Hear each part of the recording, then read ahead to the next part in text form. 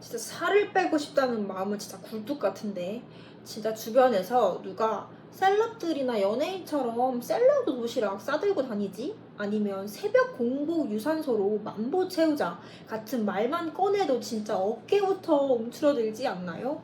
진짜 월요일부터 다이어트 진짜 시작을 수십 번 외치다가 정작 월요일엔 의욕이 몇 초 반짝하고 사라지고, 퇴근길엔 진짜 배달에 배민 키면서 아 진짜 음식 시켜야겠다, 너무 배고파, 나 진짜 안 되나 봐 하고 체념했던 정말 많은 순간들.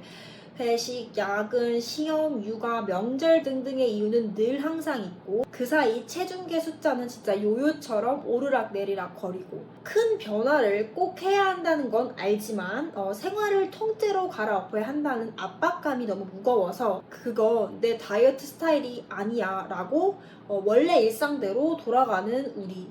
만약 지금 당신이 그렇다면 이 영상은 바로 당신을 위해 만들었습니다. 오늘은 꼭 끝까지 함께 해주세요. 먼저 좋은 소식부터 말할게요. 근데 대체로 다 좋은 소식이니 너무 걱정하지 마세요.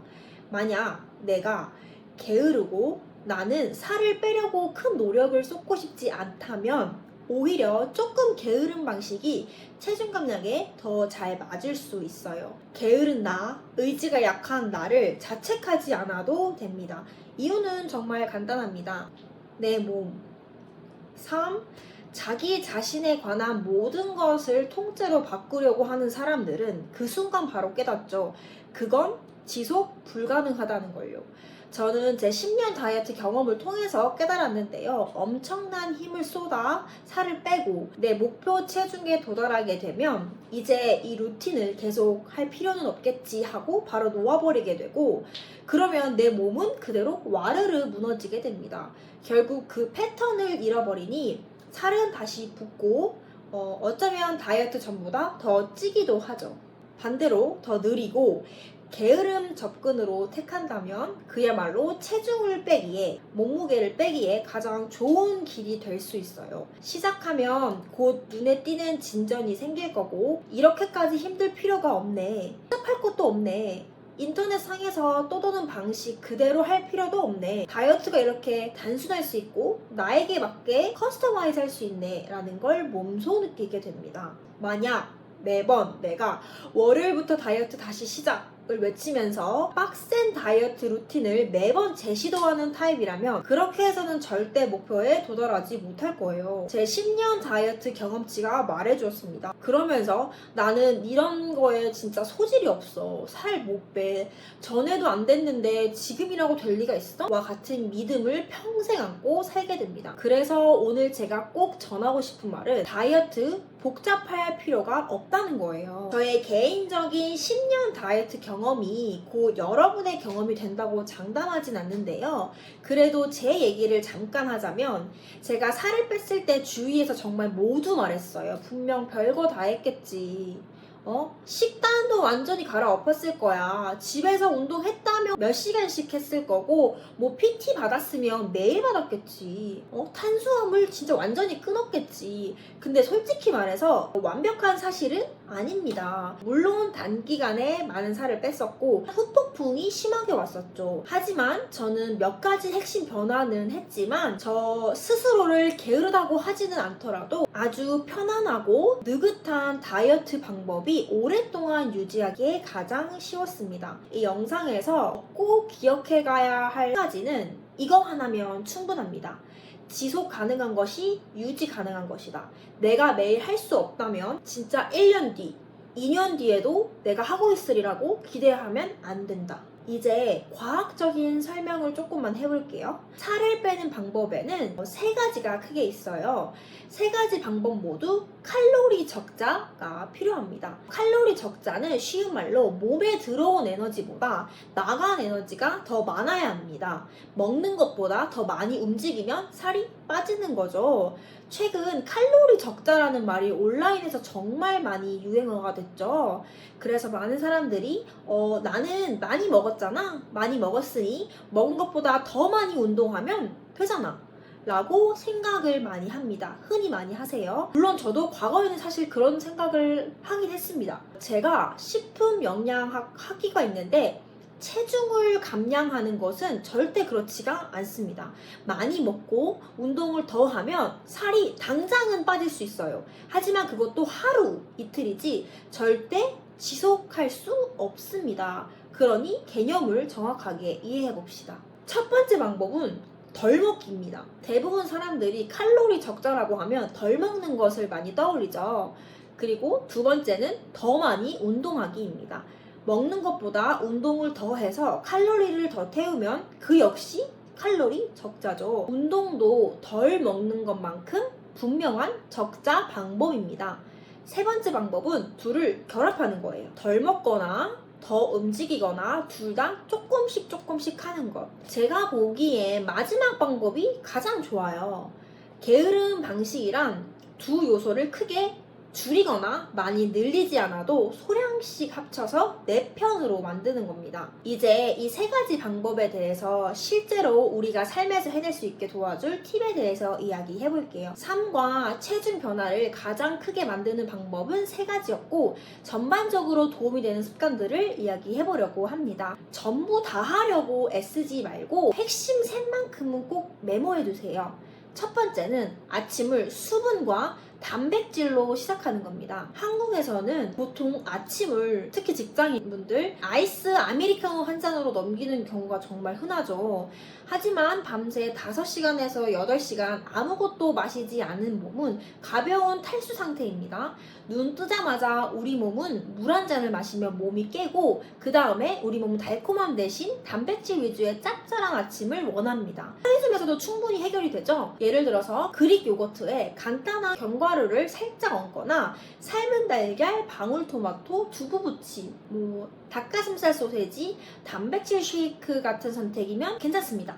반대로 크로와상, 시리얼, 잼이 있는 토스트, 달달한 라떼는 오전만 피해서 점심 이후로 드시는 걸 권해드립니다. 우리가 살을 뺄 때 체중을 감소하기 위해서만 노력하자는 거예요. 평생 하지 말라는 게 아니라 지금 잠깐 체중을 감량할 때는 점심 이후로 미루자는 겁니다. 아침에 단맛을 뒤로 미루기만 해도 하루 내내 혈당이 덜 요동치고요. 그 다음에 오후의 기분과 의지력이 굉장히 안정됩니다. 저 역시 영양학을 공부하고 원리를 이해한 뒤 단맛을 하루에 뒤로 늦추자 하루가 정말 수월해졌습니다. 오늘 딱 하나만 바꿔야 된다면 바로 물, 단백질 아침부터 시작해보세요. 몸과 하루가 눈에 띄게 달라집니다. 두 번째는 게으른 나를 위해서 간식을 미리 준비해두는 겁니다. 우리 심심하거나 늘어질 때 유튜브 많이 키죠. 유튜브를 켜거나 배달 앱을 훑을 때 우리는 무심코 무언가를 뜯어서 먹습니다. 우리가 먹는 것 자체를 완전히 금지할 필요는 없지만 무심코 무언가를 손에 집어들 때 먼저 닿는 자리에 영양 밀도가 더 높은 것들이 있어야 합니다. 환경 세팅을 잘하자. 주말에 가까운 마트나 시장을 다녀오면 10분에서 15분 정도면 되죠? 아니면 진짜 더 귀찮다, 나 더 게으르다 하면 그냥 쿠팡에서 시켜도 됩니다. 방울토마토를 미리 씻어두거나 플레인 요거트와 냉동 블루베리, 냉동 망고를 미리 챙겨둬도 괜찮고요. 아몬드를 미리 소분하거나 아니면 하루 견과를 먹어도 괜찮습니다. 삶은 달걀을 만들어두고 또한 야채를 미리 손질해서 물기를 빼서 통에 넣어서 냉장고 맨 앞칸에 두면 퇴근 후에 진짜 야식이 너무 땡길 때도 손이 더 쉽게 그쪽으로 갑니다. 그리고 먹고 움직이는 양의 합계는 하루 단위가 아니고 주, 월 단위로 누적이 됩니다. 평일엔 도시락과 샐러드로 잘 버텼어도 금요일 밤 치맥과 떡볶이, 라면, 디저트 투어까지 겹치면 들어온 에너지가 나간 에너지를 넘어서 주간 합계가 금세 플러스로 됩니다. 마이너스가 아니라 플러스로 됩니다. 그렇다고 우리 즐거움을 끊으라고요? 그런 건 아니죠. 반반 치킨을 순한 양념이나 샐러드로 바꾸거나 케이크 2조각 대신 작은 한 조각으로 줄이고 야식 2번을 한 번으로만 줄여도 일주일의 결산이 달라지죠. 작은 선택이 주간 결과를 바꾸게 되고 월간 결과를 바꾸게 되고 연 단위를 바꾸게 되죠. 세 번째는 끊기보다는 바꿔 고르는 겁니다. 좋은 걸, 먹고 싶은 걸 억지로 참으라는 말이 아니라 덜 달게 아니면 덜 기름지게 한 단계 가볍게 바꾸는 거예요. 콜라는 제로나 탄산수로, 시럽 듬뿍 들어간 라떼는 시럽을 줄인 아니면 시럽이 없는 아메리카노나 제로 시럽 아메리카노 요즘엔 많더라고요. 아니면 연한 라떼, 감자칩 대신에 팝콘이나 더 건강한 김스낵, 크림빵은 통밀 식빵으로 한번 바꿔보세요. 또 뭐 배달 앱에선 곱빼기를 해제하거나 아니면 소스는 반맛, 치즈 빼기 같은 옵션을 한번 눌러보시고, 치킨은 양념 반 사이드 메뉴 2개 대신에 순한 맛 샐러드로 낮춰보세요. 분량도 살짝 조절하면 좋아요. 또 큰 접시 대신에 작은 접시에 같은 양을 2번 나누면 한 접시 꽉 찼다는 느낌이 들어서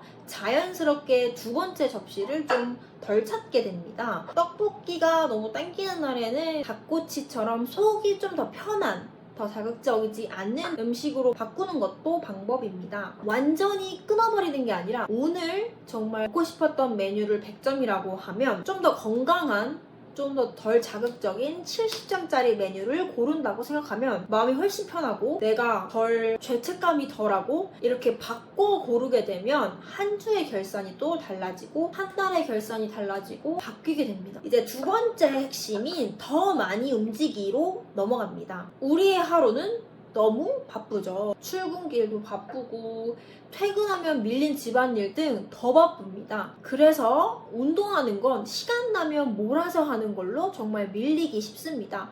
하지만 몰아서 하는 운동 1시간은 다음 날의 의욕 저하와 또 근육통을 일으키죠. 그리고 무엇보다 운동의 연속성을 깨트리곤 해요. 여기서 5분 규칙의 힘이 발휘합니다. 집에 들어오면 신발만 벗고 타이머를 10분, 20분으로 맞추세요. 그냥 실내 자전거 20분 타는 겁니다. 헬스장까지 갈 에너지가 없는데 운동을 꼭 해야 된다면 층간소음이 없는 실내 자전거를 구입해서 매일 딱 10분, 20분만 타거나 아니면 그냥 홈트를 해도 됩니다. 그 운동의 길이나 아니면 시간은 중요하지 않습니다. 오늘도 운동을 했다라는 표식이 더 중요해요. 이런 5분, 10분, 15분, 20분이 먹는 것보다 에너지를 쓰는 게 조금 더 많은 날을 많이 늘려줍니다. 왜 매일매일 5분, 10분, 15분이 월요일에 그냥 하루 1시간 하는 것보다 더 나을까요? 연속성이 심리와 자아상, 자신감을 바꾸기 때문입니다. 캘린더에 동그라미 하나가 쌓이면 내일도 돌아오게 됩니다. 내일 할 힘이 생겨요.